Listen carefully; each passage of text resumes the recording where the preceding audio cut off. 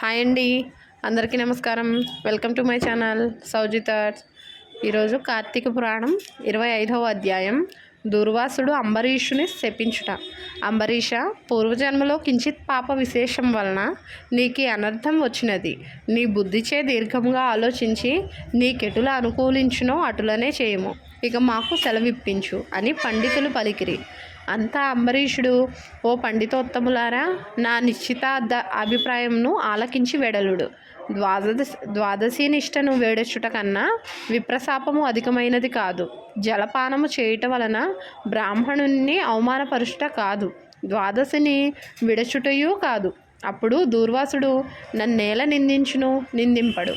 నా తొలి పుణ్యఫలము నశింపదు కాన జలపానం అనరించి ఊరకుందును అని వారి ఎదుటనే జలపానము అనరించెను. అంబరీషుడు జలపానం అనరించిన మరుక్షణముచే దూర్వాసుడు స్నానజపాదులు పూర్తి చేసుకుని అక్కడకు వచ్చెను.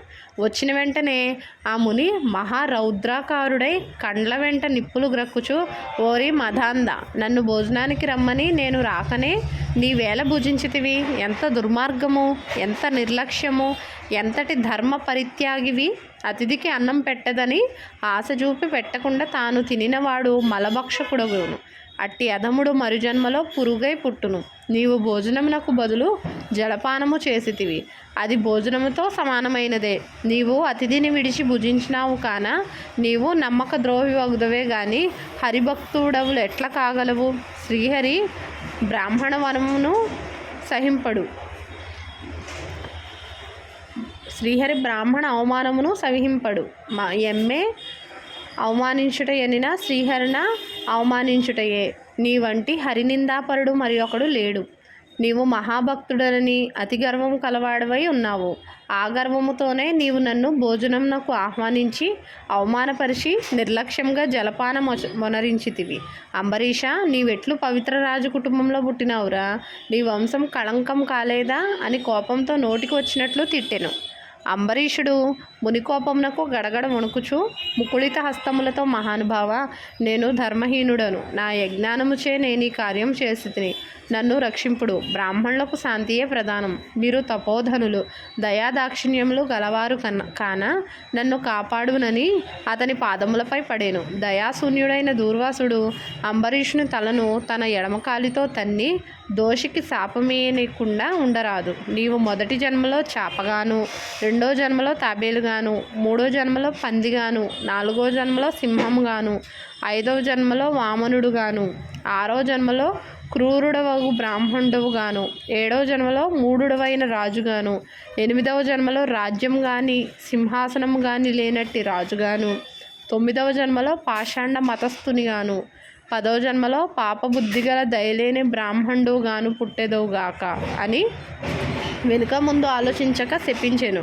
ఇంకనూ కోపం తగ్గనందున మరలా శపించుటకు ఉద్యుక్తుడగుచుండగా శ్రీ మహావిష్ణువు బ్రాహ్మణ శాపం వృధా కాకూడదని తన భక్తునికి ఏ అపాయం కలుగకుండుటకు అంబరీషుని హృదయంలో ప్రవేశించి, మునివర్య, అటులనే మీ శాపం అనుభవింతునని ప్రాధేయపడను. కానీ దూర్వాసుడికి ఇంకను కోపం పెంచుకొని శపించబోగా శ్రీమన్నారాయణుడు తన సుదర్శన చక్రమును అడ్డుపెట్టెను. ఆ సుదర్శనము కోటి సూర్యప్రభలతో అగ్నిజ్వాలలు గ్రక్కుచు దూర్వాసునిపై పడబోయెను. అంత దుర్వాసుడు ఆ చక్రం తనని మసి చేయనని తలంచి ప్రాణంపై ఆశ కలిగి అచ్చటి నుండి బ్రతుకు జీవుడా అని పరుగిడెను. మహా తేజస్సుతో చక్రాయుధం దూర్వాసుని తరుముచుండెను.